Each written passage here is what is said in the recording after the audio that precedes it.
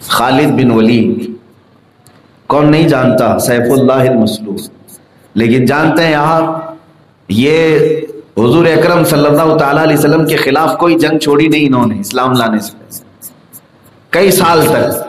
حضور پاک صلی اللہ تعالیٰ علیہ وسلم اعلان نبوت کرنے کے بعد سے کتنے سال باحیات رہے؟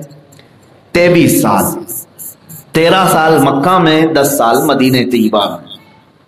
یوں سمجھ لیں کہ تقریباً 20 سال تک خالد بن ولید ایمان لائے نہیں ہیں، شروع سے 20 سال تک لڑے ہیں حضور سے، ہر جنگ میں اور جگہ جگہ فوجیں اکٹھا کرنا، یہاں تک کہ نماز خوف بھی خالد بن ولید کی وجہ سے حضور کو پڑھنا ہوا۔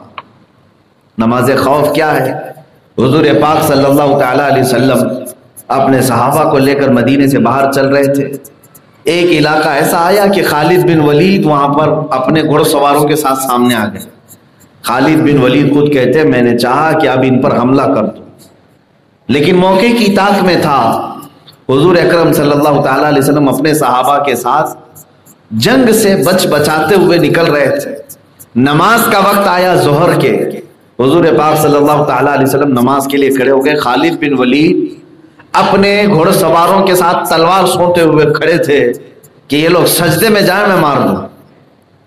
اب نماز خوف کا حکم کیسے ہے؟ قرآن میں ہے، اللہ نے فرمایا فوج جو ہے اسلامی فوج 2 حصوں میں بٹ جائے گی، ایک حصہ سامنے کھڑا رہے گا دشمن کے سامنے، دوسری فوج پیچھے نماز پڑھ رہی ہوگی، اور کیسے ایک رکعت پڑھے گی، صرف ایک رکعت پڑھے گی، سجدہ کرے گی، اٹھ کر کے وہ پہلی صف میں آ جائے، وہ تلوار اٹھا لے، اپنے اسلحے اٹھا لے، جو سامنے کھڑے ہیں وہ پیچھے چلے جائیں، وہ ایک رکعت پڑھیں، پھر وہ ایک رکعت کے بعد واپس پھر وہ آئیں، پھر جو سامنے کھڑے ہوئے ہیں یہ پھر جائیں اپنی دوسری رکعت پڑھیں، پھر وہ دوسری رکعت کے بعد پھر آئے اور یہ پہلے والی جو ہے وہ جا کے دوسری پڑھے۔ اس طرح وہ 4 رکعت یا جتنی رکعتیں ہیں ایک ایک رکعت کر کے وہ چلتے پھرتے رہیں گے جنگ کے حالت میں۔ اس کو نماز خوف کہا گیا ہے۔ یہ جنگ کے حالات میں صرف نماز پڑھی جاتی ہے، جنگ کے حالات میں، یعنی دشمن سے منہ پھیرنا بھی نہیں ہے اور اپنے رب کی عبادت میں کمی کرنا بھی نہیں ہے۔ اور یہ نماز حضور اکرم صلی اللہ تعالیٰ علیہ وسلم نے ادا کی خالد بن ولید کی وجہ سے، کہ وہ تلوار کھینچے کھڑے تھے، موقع ملے سارے لوگ نماز میں جائیں تو ہم ماریں گے۔ اس طرح سے نماز خوف بھی میرے آقا نے ادا کیا۔ خالد بن ولید کہتے ہیں اس دن بھی میں مار نہیں سکا، واپس آ گئے۔ یہ اسلام کی فوجیں بڑھتی چلی جا رہی تھی، لوگ جوق در جوق اسلام میں داخل ہو رہے تھے۔ خالد بن ولید کہتے ہیں ایک وقت ایسا آیا کہ اب مجھے خبر مل گئی کہ حضور محمد صلی اللہ تعالیٰ علیہ وسلم اپنے عمرے کی قضا کرنے کے لیے مکہ آ رہے ہیں۔ اب ہمارے پاس مکہ میں اتنی طاقت بھی نہیں تھی کہ ان سے مقابلہ کریں، کیونکہ 6 سال کے بعد وہ 10,000 کا لشکر لے کر مکہ میں آ رہے تھے۔ جو 2 لوگ مدینے سے مکہ سے گئے تھے 6 سال بعد، وہ 10,000 کے ساتھ مدینے میں سے مکہ آ رہے تھے۔ خالد بن ولید کہتے ہیں میں مکہ چھوڑ کر بھاگ گیا، کیونکہ اب آئیں گے حضور صلی اللہ تعالیٰ علیہ وسلم، جو جو جنگوں میں ان کے مقابل میں تھا سب کو پکڑیں گے، بلائیں گے۔ مکہ چھوڑ کر کے وہ فرار تھے۔ حضور پاک صلی اللہ تعالیٰ علیہ وسلم مکہ میں آئے، جنہیں معاف کرنا تھا معاف کیا، جن کا مواخذہ کرنا تھا مواخذہ کیا۔ اس میں ایک صحابی ہیں ولید بن ولید، جو خالد بن ولید کے سگے بھائی، وہ صحابی تھے، ایمان لا چکے تھے۔ مکہ میں جب آئے حضور اکرم صلی اللہ تعالیٰ علیہ وسلم خانہ کعبہ میں نماز پڑھنے کے بعد ولید بن ولید سے پوچھتے ہیں اے ولید تمہارا بھائی خالد کہاں ہے؟ تمہارا بھائی خالد کہاں ہے؟ وہ ایک جرنیل ہے، جنگجو ہے، بہت سخت گیر جنگ کرنے والے۔ ولید بن ولید سے پوچھا تمہارا بھائی خالد کہاں ہے؟ کہا اے اللہ کے نبی وہ مکہ چھوڑ کر بھاگ گئے، آج تو آپ ہی کی حکومت ہے۔ حضور پاک صلی اللہ تعالیٰ علیہ وسلم نے فرمایا اے ولید، خالد جیسے عقل مند آدمی کے پاس اگر اسلام آ جائے تو میں سمجھتا ہوں کہ وہ بہت زیادہ نفع اٹھائے گا، اور اس جیسے عقل والے کو اسلام سے دور نہیں رہنا چاہیے۔ بس یہ جملے کہے، اور پھر یہ بھی فرمایا اگر خالد یہاں ہوتے تو ان کو یہ شایع نشان میں ان کو مقام دیتا، جو شخص اتنے سال جنگوں میں حضور کے مقابل میں آتے رہے۔ تو یہ حضور پاک صلی اللہ تعالیٰ علیہ وسلم نے فرمایا اور مکہ سے مدینے واپس چلے گئے. ان کے بھائی ولید خالد کو خط لکھ کر کے بھیجتے ہیں کہ تم کہاں ہو، جلدی سے واپس آ جاؤ. محمد صلی اللہ علیہ وسلم آئے تھے اور تیری خیریت پوچھ رہے تھے. خالد بن ولید کہتے ہیں اس دن مجھے احساس ہوا کہ کوئی دشمن میری خیریت پوچھے گا جس کے اتنے ساتھیوں کو میں نے قتل کر ڈالا، مار ڈالا. ان کے سگے چچا امیر حمزہ کا کلیجہ چبا دیا گیا اسی جنگ میں جس میں خالد بن ولید سپہ سالار بھی تھے، جنگ احد میں.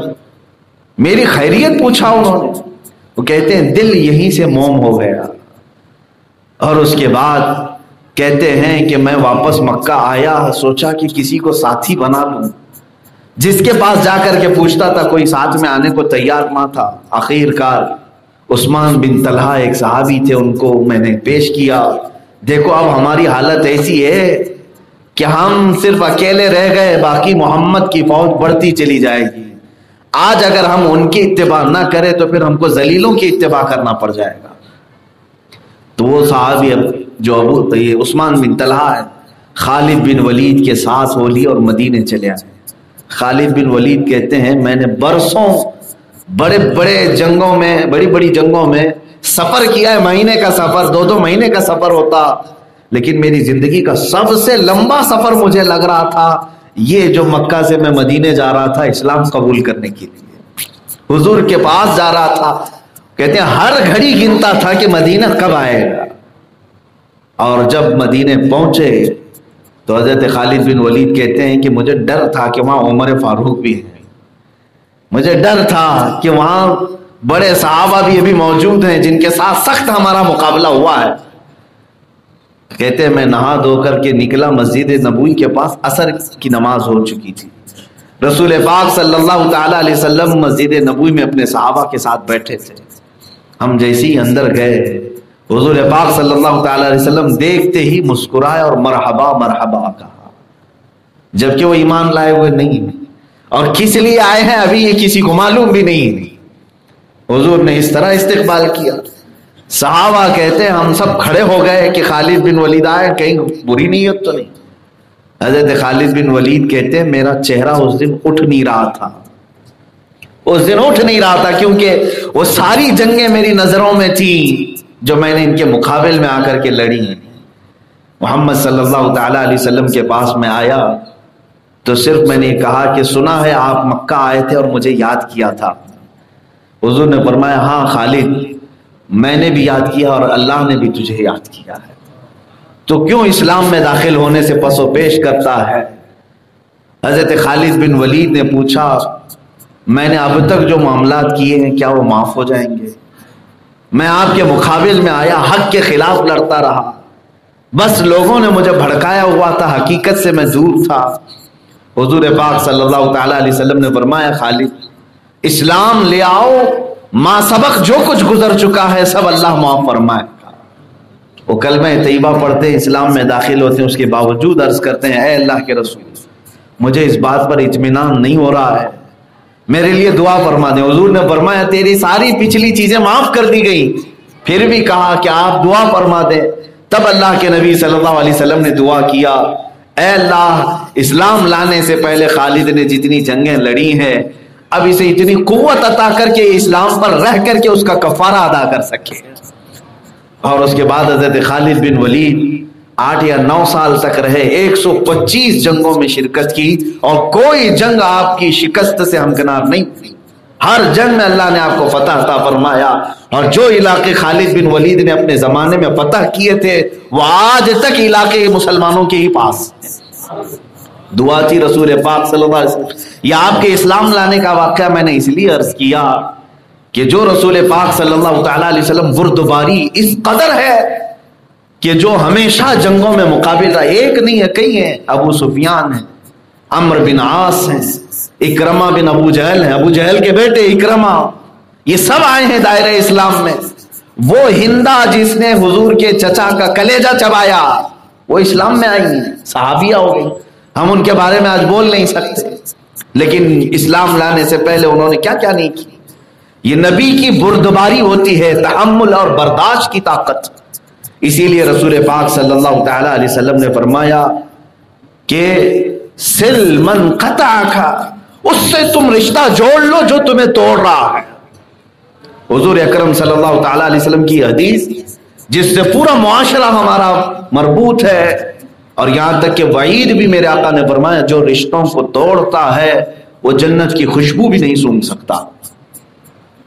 یعنی جس کے اندر اپنے بھائیوں کو، اپنے بہنوں کو، اپنے رشتہ داروں کو معاف کرنے کی قوت نہیں ہے، بہت سارے معاملات ہوتے ہیں، غصے میں لیے ہوئے فیصلے تمہاری کئی زندگیاں خراب کر جاتی ہیں، لیکن معاف کرنے کی اگر تمہارے اندر سکت نہیں ہے تو میرے آقا صلی اللہ علیہ وسلم نے فرمایا جو دنیا میں معاف نہیں کرتا کل قیامت کے دن وہ معاف نہیں کیا جائے گا۔ تم اپنے رحمان سے جس بات کی امید رکھتے ہو کہ اللہ میرے ہر گناہ کو معاف کرے، تم اپنے لیے جب یہ چیز امید رکھتے ہو تو اپنے ماتحت جو ہے ان کو معاف کرنا سیکھو۔ یہ اسلام ہے، سل من قطعک، جو تمہیں توڑے اسے جوڑ لو۔